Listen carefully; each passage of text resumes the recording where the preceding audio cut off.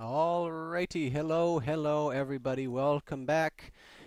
I am your host Romedy, and once again we are going to talk about some redstone. Today I thought that we would go ahead and talk about some basic logic involving the redstone torch, and then I thought we would maybe take a little deeper look at this little memory gate right here and some different designs because as I told you last time, this one is a little out of date and we can do better. So we'll just get right to it then, and like I said, we'll talk about torches first. Alrighty then. So here we are with our block and with our torch. And like I told you, and I'm sure as you know, this is kind of the basic unit of electricity, um, at least with the torch anyhow. And when you run a current into the torch, it's actually going to turn itself off. And you can't just run that current anywhere. That current needs to be run into the block below the torch. So, yeah, when you put the button on it just like that, we're going to flip the torch off. Now, this is not unique only to buttons. You know, let's say we have a little redstone right there. If we put this torch down, turn the redstone on, that then powers the block, and that then turns this torch off. So this is true of any torch that is going to be on this block right here. There we go. And you can have, you know, on a block, we can now turn all of them on. You can have up to those torches there. This is true of a repeater as well. And then this is even more true of a lever. Of course, the lever is going to give us more control as we can just flip it on and off. So this property of torches allows us to do a lot of really fun things. For example, we can start to daisy chain our torches together. So if I have a torch like this and turn the current off to it, now I can start flipping my torches around. And of course, it is pretty easy to go ahead and then run a signal off of those torches. And you can have alternate signals. A torch also has this neat property that it is going to power something that far away from it. So, you know, we can go left and right. Obviously, you can power something on the block above it just like that. But this torch is also going to power that redstone. So we can now have a signal that comes out and can almost do two different things. What we're really going to do is we're going to flip this repeater right here on and off, while this signal will then stay stable, which is pretty neat. So that's really, you know, just some basic torch logic. There are, of course, you know, multiple different things that we can do with that. Torches are very useful. Let's say that we want to go ahead and run current directly up, and all we want is to have one signal. You can do that in a very compact way, just like this. Just straight up blocks and torches. The only thing that you've got to keep in mind is that the torch on the bottom of this chain is on, and we want it to remain on. So that means our top torch now needs to be on. Now, you know, maybe we want to invert the signal. Well, that's also very easy to do, just right there with that torch, which is very useful. But this is only going to carry signal directly straight up into the air. What if instead we want to carry signal straight down? Well, we can also do that with torches. We just have to be a little more creative, and specifically we're going to use that property of a torch powering a piece of dust directly below it and one block away to invert our signal a little bit. And then we're going to end up with our dust here on the bottom being powered. And so now we've carried our signal straight down. So if we go ahead and whack a lever on the side here, now I can turn it off. At the bottom is turned off. Turn it on.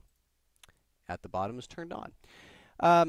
So, you know, those are some very useful ways, very compact ways of getting signal up and down up and down. To explain this one just a little bit further, this torch powers this dust. This dust is going to power the block below it, which then inverts the torch here. And we're just going to string those together, with this one being off and now this one being on. So when we go ahead and turn the signal on, there we go. Now we're on here.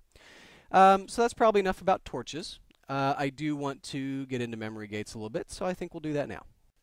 Okay then, friends, here we are back with some memory gates. I have got 4 of these things built for us today. They have various uses. I'm going to start off with the memory gate that we have done a lot with so far.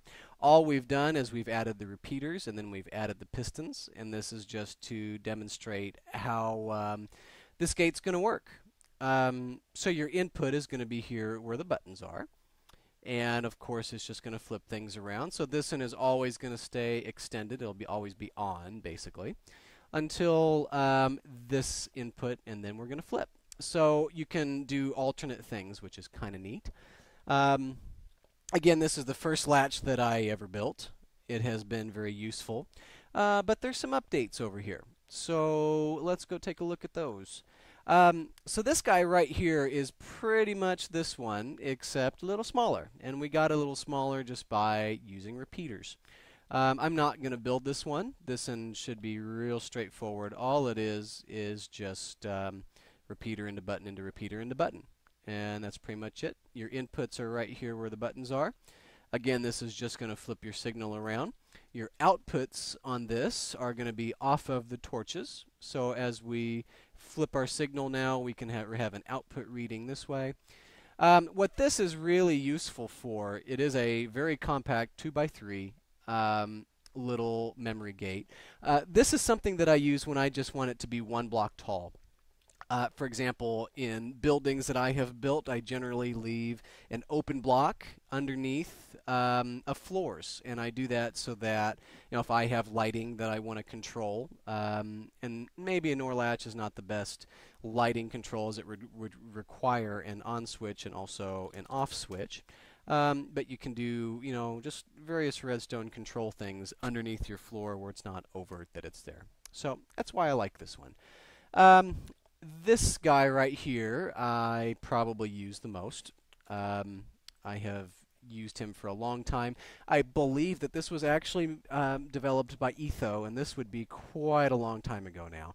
I found this in a C&B Minecraft video, as I have done with a lot of my basic redstone logic. He has got some very good videos. I would encourage you to check him out. Of course, Etho is a very modest genius. He would never tell you.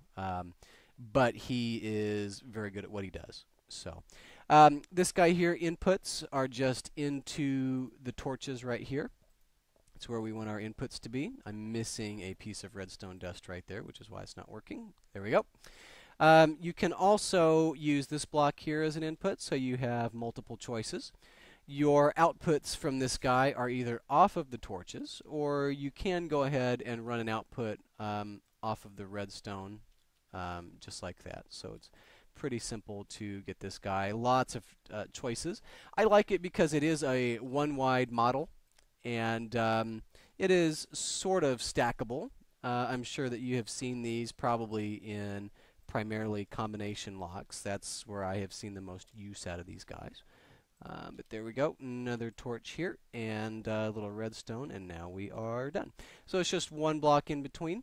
Obviously, you can use a repeater to go ahead and do what you want. These have got a built-in AND gate, which is kind of a neat concept if you go ahead and run it right here. Hopefully you get what an AND gate is. If you don't, we're going to cover those in the next episode. But that's something that's neat about these, is it's just kind of built in. So this is the last guy I want to talk about. He's a little more complex. We are going to build him. But what this is a 1-wide, tileable NOR latch. And you'll see that these are actually independent of each other, which is very cool. I don't remember where I found this one. I did not develop it myself. I did a YouTube search and I did find this one. I'm sorry I can't give you credit, whoever did make it. what I wanted this for is for my combination lock because I wanted to make it as compact as possible. That said, it's still going to be a monster. Um, but I wanted it to be small. And in order to get 9 separate lines to do what I wanted, I needed a NOR latch that was tileable. And that looks like this guy right here. So, 2 blocks. We're going to start off with block, torch, block above, and then torch here on the side. Sticky piston off of that torch facing downward. And then we want our new block of redstone underneath that piston, and then a repeater facing in. So our inputs are going to be both of the blocks. So this one will push us down, and this one will push us up. Now our output is reading off the back of that redstone block right there. There is another output that is here on the top, and you can use a torch to carry off. Now the reason you maybe want to use a torch instead of taking it directly off of this block is that this block here is your reset. So these blocks need to be available for you, otherwise your latches are going to get stuck in this position here. You've got to have a way to reset the latches just like that. So that's what those torches up on the top are for. So these are really the 4 latches I have used the most. These are probably 90% of every NOR latch I've ever built. There are lots of these that are out and about. This is not the end-all be-all. You can always find a different latch if you prefer it. These I have found to always work. They have not broken in any of the updates so far. And then obviously this one is since 1.5, but it has been very good. Very compact, tileable. It's very cool. So yep, there we go. I think I'll end there. So that's just our video on a little bit of torch logic and on a little bit of memory logic. So there you go. Hope you enjoyed. And I think on episode 3, I think what we're going to get into is something called a T-flip-flop, because those are super useful, especially for people who build doors. And I think if we've got time, we're also going to talk a little bit about pulse limiters, because those are really useful as well. So yeah, hopefully I will see you there.